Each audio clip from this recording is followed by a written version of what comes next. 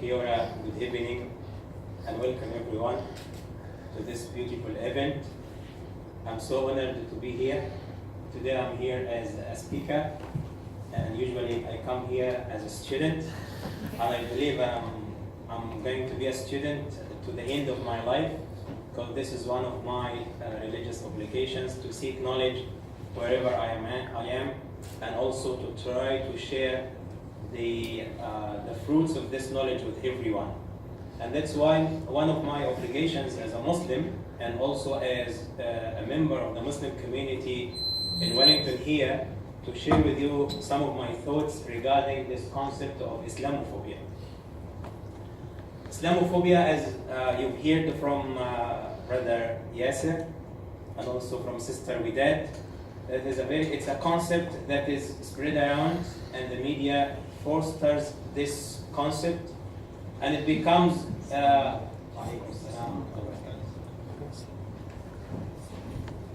delegation from my community. So this concept actually, as you can see, is very, very scary, not just for Muslims. I believe that Muslims here in this room are more concerned about that than the non-Muslims, because who cares? In this world, the dominant concept in this world is who cares? I don't care. It's a world that emphasizes the concept of myself, I. And that's why you can see in this world the most popular devices and trusted devices always begin with I. Phone. I. What? I. So. Now, we live on the same land. We share the same sky. We share the same sun and the moon. And the sun and the moon and the land and the rain and the air go to everyone, not to a particular gender or ethnicity. And I will never forget my first experience here in New Zealand, when I came to New Zealand about 11 years ago, and I decided to buy a car, and to my good luck, the other end, or the seller was a Kiwi guy who probably was watching a lot of Fox News at that time. So he was manipulated by what the Fox News have to say. So when we were both in the car, and we were about to just hand over the documentation of the purchase, the guy asked me, "What is your name, bro?" I said, "My name is Mohammed." He opened his eyes wide, couldn't blink, and he said, "Muslim?" I said, "Yes." "Terrorist?" I said, "Yes." Put my hand in my pocket, grabbing my money, said, what are you gonna do? Grab my gun. "That's money, bro. Give me the key." So that is actually, unfortunately, the concept of some people about Islam and Muslim. But the reality is completely something different. We live in a world where we are deceived, where we are misled. We live in the world of Photoshop, where you can't even trust your own eyes. You can't trust your own eyes, you can't trust your own senses, because you're almost about to believe that everything is fake. Everything is fake. The beauty is fake. The politics is fake. The education is fake. The relationship between people also is getting to be fake.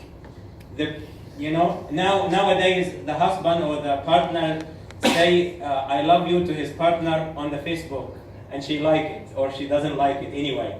They don't even believe that they have to say it face to face. They wanted to do it just in any electronic way, in any graphical way, because we're almost about to believe that there is no reality in this world.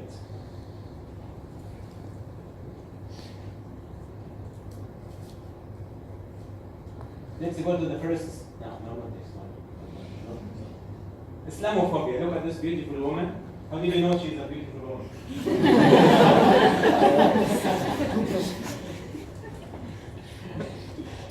That's a question. Interesting question. Scary. Looks scary, isn't it? Islamophobia usually depicted as, you can see, it's a photo or an image of a woman fully covered with only her eyes are uncovered, and there might be something behind this cover.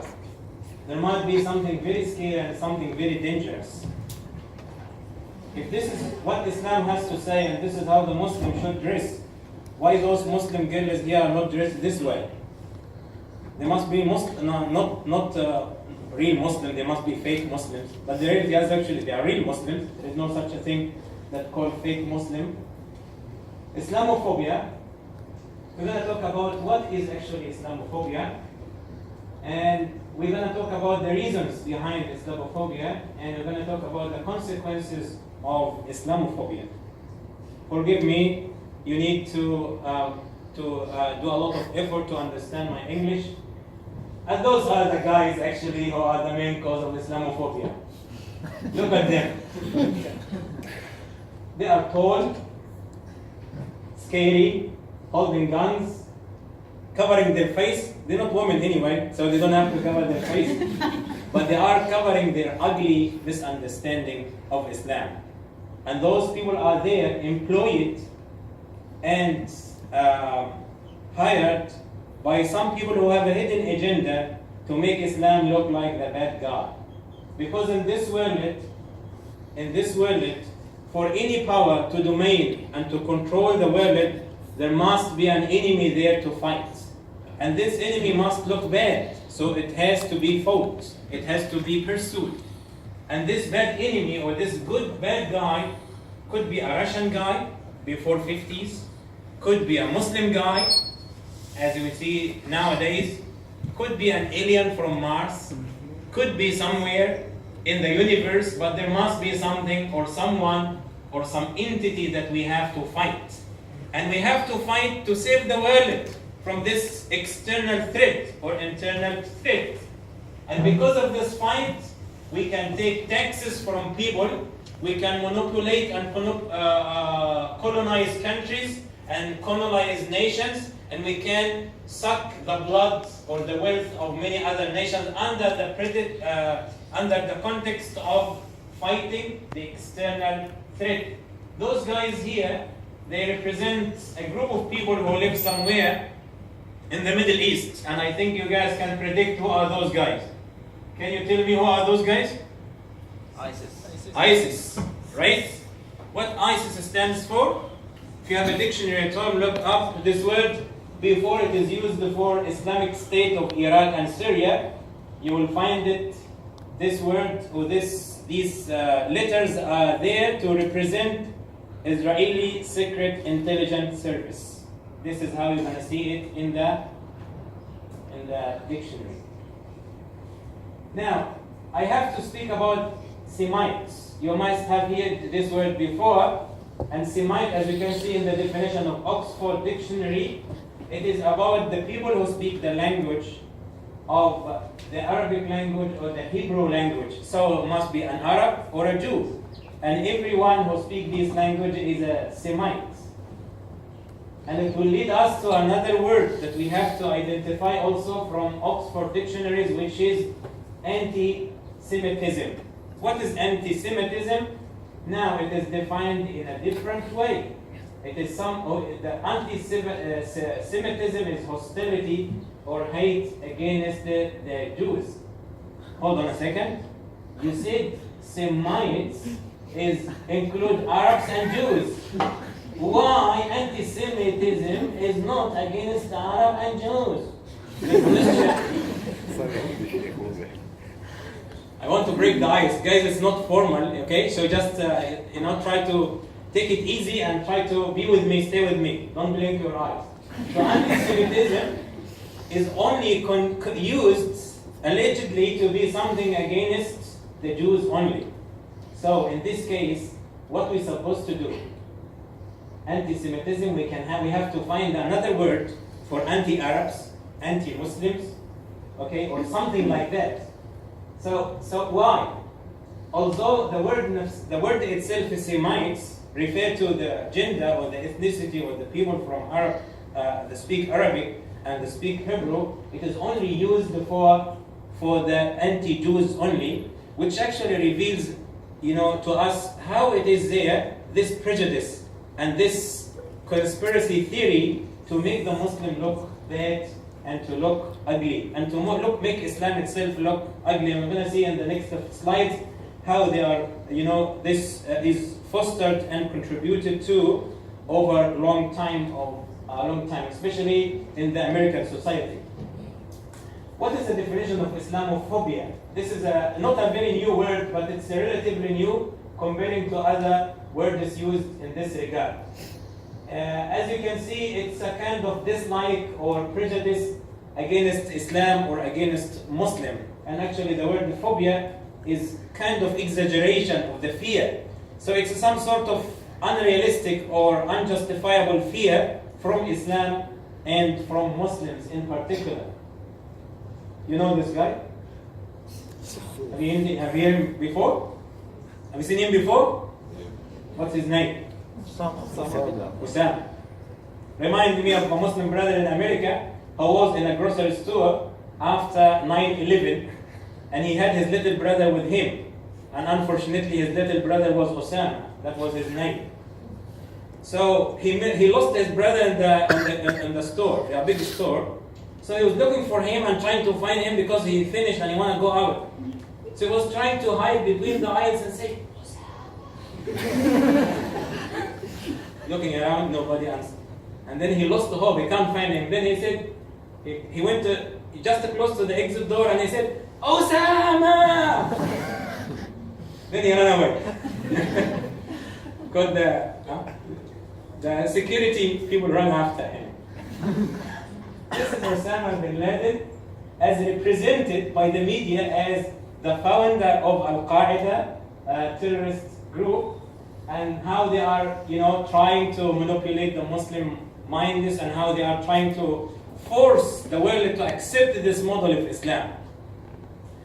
But actually, that's an individual, and he represents a group of people, and because of his action and because of actions of some other, they actually contributed to this establishment of the concept of Islamophobia in the world.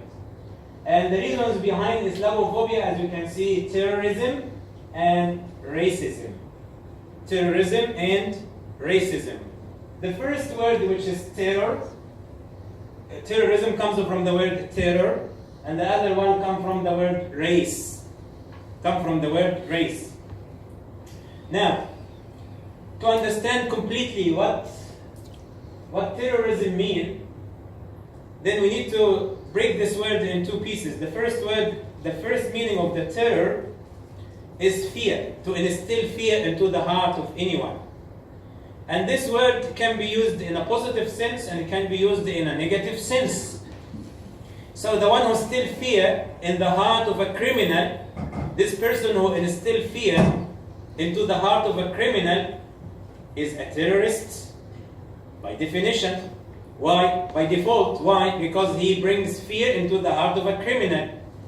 But because criminal has fear from good people, has fear from the owner of the house he's going to break into, he got fear from the policeman that might arrest him. So for the criminal person, anyone who chases him or anyone who he pursues him to get him under justice or to put him under justice is a terrorist because he brings fear into him. So in this case, the policeman can be a terrorist, the owner of the house can be also a terrorist, and anyone who brings fear into the hearts of criminal people can be classified and categorized as a terrorist, right?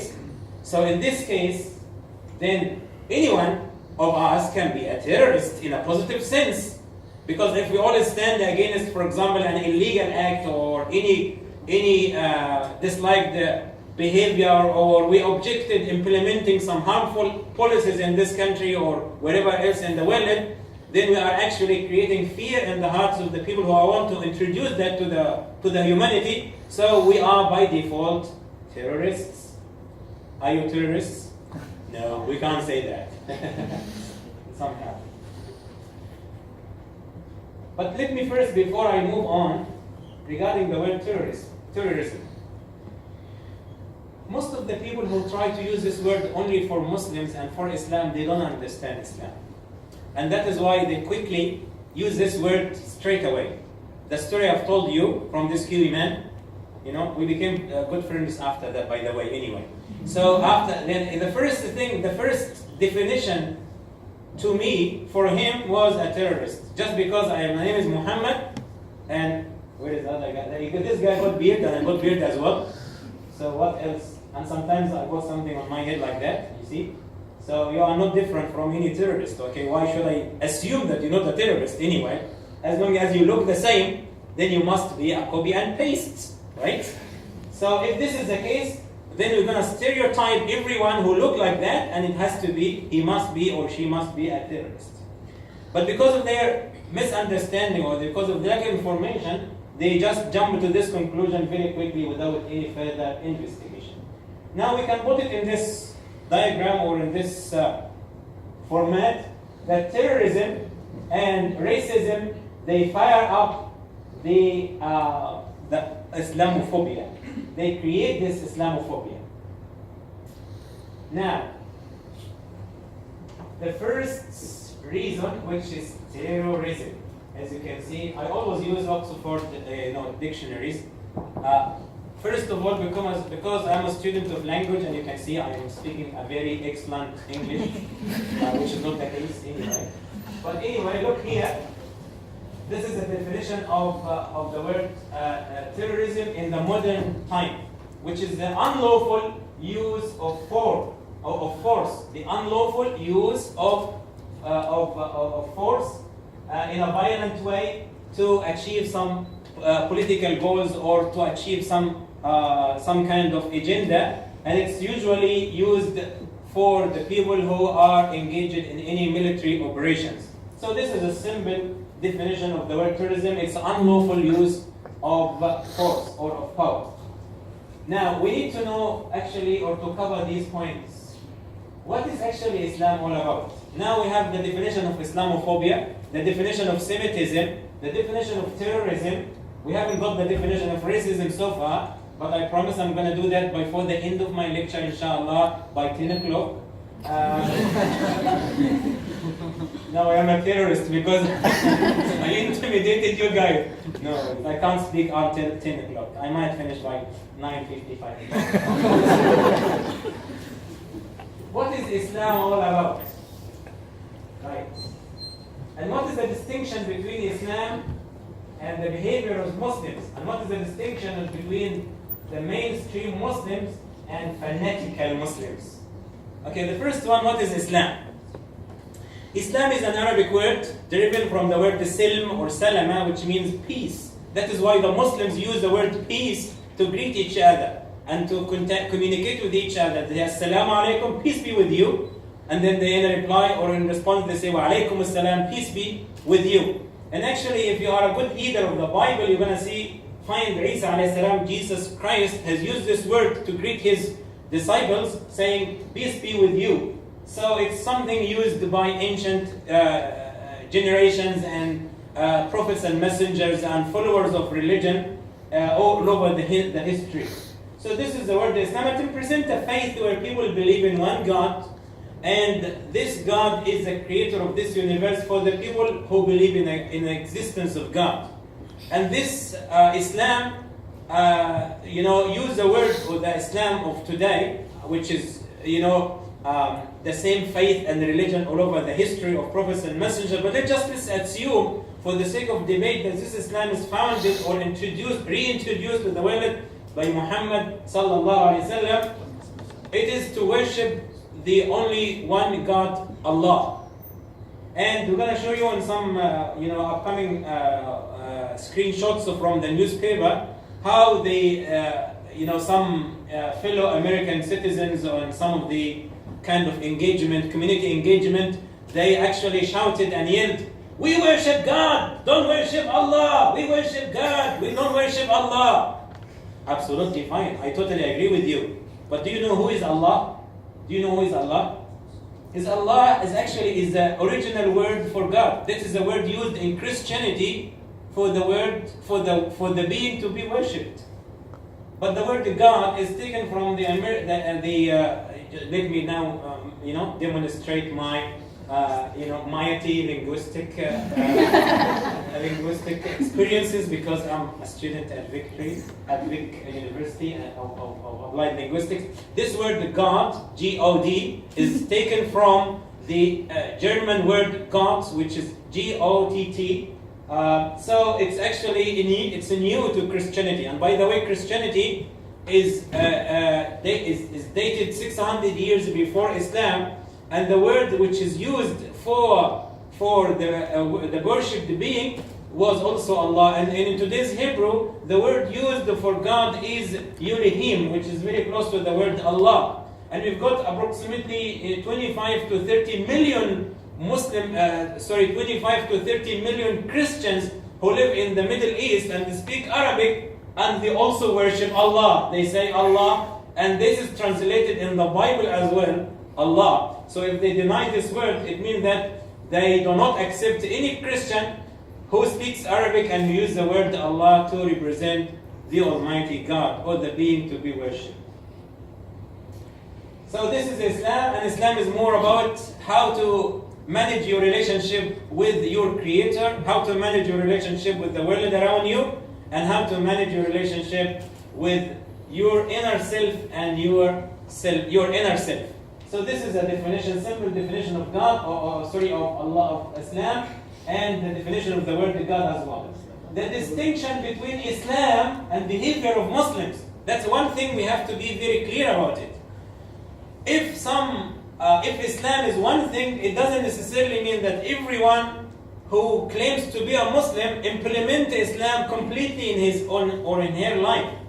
That is not the case with any faith or with any religion. And you can find it very easily among any followers of any faith in the world, that the religion itself stands for something, while the followers of this religion may behave differently. They might not necessarily be acting or behaving according to their faith. So if you see for example, if you see a woman, a Muslim woman who doesn't actually wear any head cover or anything, it doesn't mean that she is not a Muslim. She is a Muslim, of course, but she is not implementing Islam completely in her life. But it doesn't make her less than any other Muslim in the world. So anyone who is practicing any religion is not a definition of this religion. So when we want to understand Islam, we should judge Islam according to what Islam itself says about itself, not according to what Muslims behave, right? So, for example, if I want to understand, New Zealand, or want to learn about New Zealand, it doesn't mean that if I look at the behavior of the people in New Zealand who live on the land of New Zealand, then this is what all New Zealand about. No, because they might have some crazy people like me who don't look like Kiwi. It doesn't mean that all New Zealand people are like that. Some people have some different behaviors, and it doesn't necessarily mean that this is the behavior or this is Islam. Distinction between Islam, mainstream Muslims, and those fanatical Muslims. Every religion has some crazies. Every religion in the world have some crazy people. We find them in Muslims, we find them in Christians, we find them in Buddhists, we find them everywhere. They have some crazy people. And those crazy people represent a very minor minority. So it is not fair to judge all the Muslims in the world because of the practice of a small fraction of those Muslims. As Brother Yasser said, it's 1.85 billion people who live on. I didn't count them, inshallah, but I promise I will count them. But I trust his counting, his census. But anyway, they are approximately 1/4 of the population of the earth. And I believe another 1/4 of the population is still upcoming, because the Muslims, mashallah, they are very interested to have more children. By the way, more than 70% of Muslims are under the age of 35, so most of them are young, except me. What is the recourses of Islam? What are the recourses of Islam where do we get this Islam from? I mean, how can I reach the definition of Islam? How can I understand Islam? As I said, don't look at the behavior of Muslim, look at the sources of Islam. Something we call it Al-Quran Al-Kareem, the Holy Quran. It's our Quran, by the way, not the Quran. What the Quran has to say about it. It's not the Quran, by the way, it's Quran. The word itself looks really ugly, but it's the Quran. And the other thing, who is this prophet of Islam? We try to put Islam on one side and try to understand Islam through the behavior of Muslims, as I said, but if we really are genuine in our approach to Islam, we got to look for the Quran and the Prophet Muhammad sallallahu alaihi wasallam. By the way, when I say sallallahu alaihi wasallam, just for you to know, it's an Arabic phrase which means, may peace of God be with him. That is something we do out of respect to our Prophet Muhammad sallallahu alaihi wasallam, and also to any other prophet and messenger. Whenever we come across their names, we say sallallahu alaihi wasallam or alayhi salam, which means may Allah, may peace and blessings of Allah be with him or be upon him. As you can see, this is the behavior of some fanatical Muslim, and by the way, it's proven to be a Photoshop. Nothing happened. Those guys are professional filmmakers from Hollywood, and those guys are just acting, right? Because those are supposed to be Christian Egyptians who have been slaughtered on the beach of Libya, coastal area of Libya, and the media actually depicted that as a practice of ISIS. But so many things have been detected in this video to show that was just all studio, just like Photoshop. There's nothing here. But anyway, as you can see, those guys are very well dressed, uniformed, mashallah. It's just something amazing. I don't know how those guys are dressed up like that. It's very hot in Libya. We can't dress up like that for more than 5 minutes. And those guys are doing this filming for more than a couple of hours. I don't know. They must have some air conditioning running under their suits. But if this is the case, again, this is just to make them look very. And how much training those guys are trained? They're supposed to be under stress. To see very straight lines. They have done this rehearsal many times to look this way, right? So it's just like very obvious. And those guys have the same. Look at them. They have exactly the same height. Look like they are selected people. They're from a big number of crowd, and they look the same. And by any means, by none of the Arabs have this height anyway. This is the average. Those guys. I'm the tallest one in my siblings anyway. And you can see the Malaysian and Indonesian production.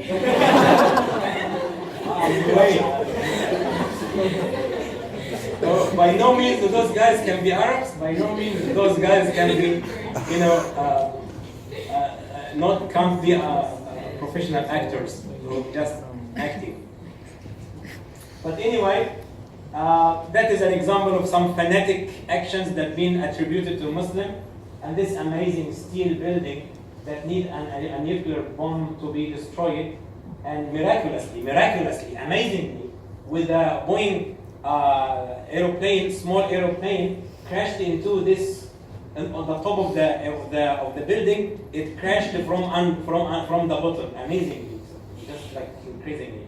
No engineer on the face of earth can prove that it is possible for a steel building like that to collapse just because of an aeroplane crashing into the top of this building. So it's an inside job, and you can find out. A lot of researches and a lot of work has been done to prove that it was an inside job. This plane has nothing to do with this.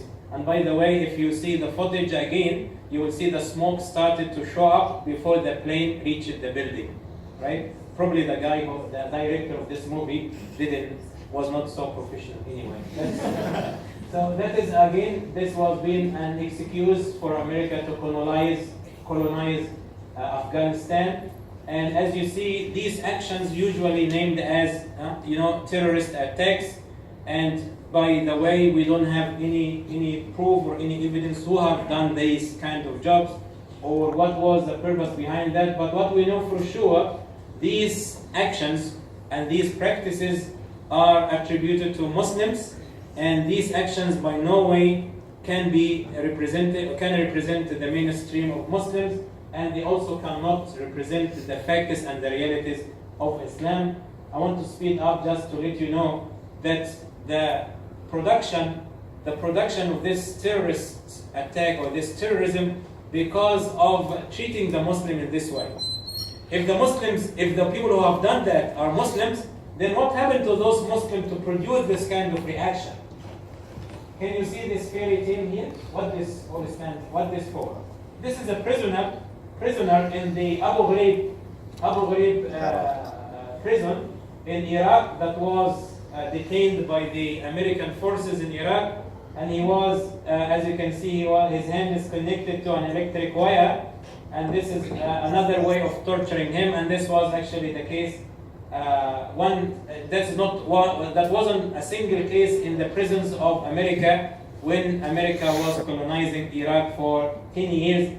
And after 10 years of looking for the nuclear weapons, they said, sorry guys, we couldn't find any nuclear weapon in Iraq. Apologies. And then they withdrew and went back. 10 years, they were sucking the petrol, taking the wealth, and killing more than 500,000 children, and more than 500,000 civilians got killed because of these military operations. And that one on an example of how the people, when they are exposed to humiliation and torture, they may react violently. And so I'm not giving an excuse for those guys to react in this way, but I'm just letting you know the human psychology, that this is what the people have experienced under the rule or the control of America, and that was a reason behind this. The reason behind this reaction. There are actually many footages of that, but I don't want to kind of disturb you guys by showing these footages. This photo somehow can be tolerated, but it's not the only footage that we can see. So these groups who have arisen from the military operations and activities of the Western countries in the Middle East is actually a natural phenomena or a natural reaction for this kind of terrorism attack or terrorism activities, or for this ideology that actually spread by some or adopted by some group of people in this area. And as you can see nowadays in Syria, everyone has the right to fight, but no one has the right to win the war. A lot of fight there, and a lot of people losing their lives and losing their land and losing their future because of the chaos, because of the civil war that is running there, and all the countries have no interest actually to put an end to this war because of making or this deliberate agenda or this deliberate policy to make them look ugly and make Islam look bad. Now, the other reason, which is racism, that is another